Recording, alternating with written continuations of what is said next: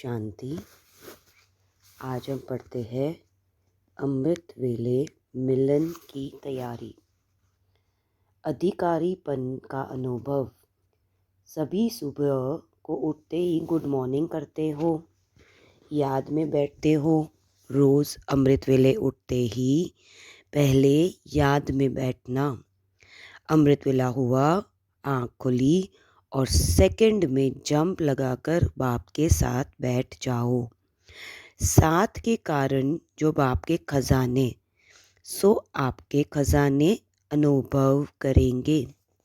Knowledge के आधार पर नहीं, लेकिन प्राप्ति के आधार पर। अधिकार के तख्त पर बैठे हुए होने के कारण अधिकारीपन का अनुभव होगा।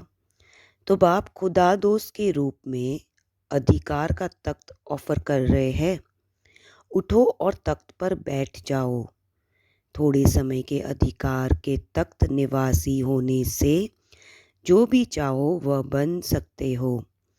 जैसे हद के राजा थोड़े समय की राजाई से क्या अधिकार में नहीं कर लेते हैं। अब बेहद तख्त नशीन इस गोल्डन समय पर वर्तमान समय सहज ही अपनी गोल्डन एज स्थिति बना सकते हो और भविष्य गोल्डन एज दुनिया में श्रेष्ठ पद प्राप्त कर सकते हो। समझा? सहज पुरुषार्थ का समय और सहज साधन। आत्माभिमानी स्थिति और बाबा के साथ संबंध। सदा उठते ही पहले बाप से मीठी मीठी बातें करना। आँख खुलते ही पहला परिवर्तन यह करो कि मैं शरीर नहीं आत्मा हूँ। पहले सेकंड के पहले संकल्प से जब आप जागते हो तो यह पहला संकल्प ही सारे दिन का आधार है। यदि पहले संकल्प के परिवर्तन में सफल नहीं हुए तो स्व कल्याण व विश्व कल्याण के कार्य में सफल नहीं होंगे। परिवर्तन शक्ति को अमृत वेले से शुरू करना चाहिए। सृष्टि चक्र के आदि काल से, जैसे ब्रह्मलोक से आत्माएं पाठ बजाने के लिए आती है, ठीक इसी तरह अमृत वेला शुरू होना चाहिए। इस समय आँख खुलते ही पहला संकल्प यही होना चाहिए कि मैं आत्मा बाप से मिलन मनाने आई हूँ। यह शक्तिशाली संकल्प, श्रेष्ठ संकल्प, बोल और कर्म का आधार बन जाएगा। तो पहला परिवर्तन है कि मैं कौन। यह परिवर्तन की स्मृति ही सारे दिन का फाउंडेशन है। फिर इसके ऊपर ही सब कुछ आधारित है। दूसरा परिवर्तन का संकल्प करो, मैं किसका हूँ, मेरे सर्व संबंध किससे है, सर्व प्राप्तियाँ किससे है। तो पहला परिवर्तन है शरीर का। फिर दूसरा है शरीर के साथ संबंध का। इस परिवर्तन के आधार पर ही बाप से संबंध जुटता है और सर्व प्राप्तियों का आधार बनता है। इसी परिवर्तन को सहज याद और सहज योग कहा जाता है। दिन की आदि वेला से ही परिवर्तन शक्ति के आधार पर आप अधिकारी बन सकते हो। उठते ही संकल्प करो, मैं फरिश्ता हूँ। अमृत वेला उठते ही स्मृति में लाओ, मैं कौन, फरिश्ता हूँ। संकल्प तो करते हो और चाहते भी हो, फिर भी जब रिजल्ट देखते हो वह लिख करके भी देते हो तो मेजॉरिटी कहते हो कि जितना चाहते हैं उतना नहीं हुआ। 50% हुआ, 60% हुआ।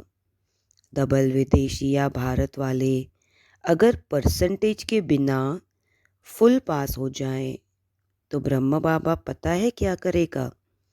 शाबाश देंगे, बस फिर शाबाश दे देगा। और क्या करेगा? रोज़ अमृत वेले अपनी बाहों में समा लेगा। आपको महसूसता होगी क्योंकि ब्रह्म बाबा का बच्चों के साथ बहुत प्यार है। तो अमृत वेले बाकी मिलेगी और सारा दिन क्या मिलेगा? जैसे चित्रों में दिखाते हैं ना कि जब तूफान आया, पानी बढ़ गया तो सांप छत्र छाया बन गया। उन्होंने तो श्री कृष्ण के लिए स्थूल बात लिख दी है, लेकिन वास्तव में ये है रूहानी बात। तो जो फरिश्ता बनेगा, उसके सामने अगर कोई भी परिस्थिति आई या कोई भी विघ्न आया, तो बाप स्वयं अपनी छत्र छाया बन जाएंगे।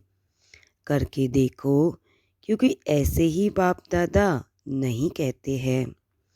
उठते ही सम्मान भव का वरदान लो।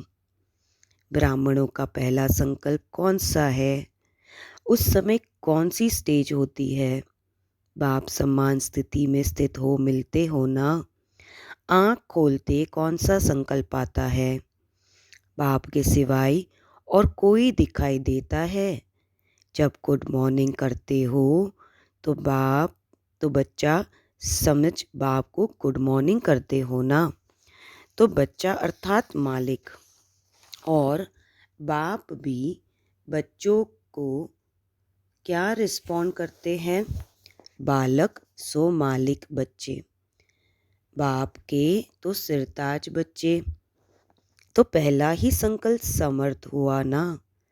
पहली मुलाकात बाप से होती है और पहले मिलन में बाप हर रोज समान भव का वरदान देता है, जिसमें सब वरदान समाये हुए हैं। तो जिसका आरंभ ही इतना महान हो, तो उनका सारा दिन कैसा होगा? व्यर्थ हो सकता है। लेकिन ऐसी श्रेष्ठ मुलाकात सदा कौन कर सकता है? जिसका संकल्प भी बाबा और संसार भी बाबा है। ऐसे बाप के समीप बच्चों की मुलाकात समीप से होती है। नहीं तो समीप की मुलाकात नहीं, लेकिन सामने की मुलाकात होती। सब बच्चे मुलाकात ज़रूर करते हैं, लेकिन नंबर 1 बच्चे समान स्वरूप से समीप अर्थात साथ का अनुभव करते हैं। साथ भी इतना जैसे कि 2 नहीं लेकिन 1 है। सेकंड नंबर बाप के स्नेह को, बाप के वरदानों को, बाप के मिलन को समान स्वरूप से नहीं, लेकिन समान बनने के शुभ संकल्प स्वरूप होकर चलते।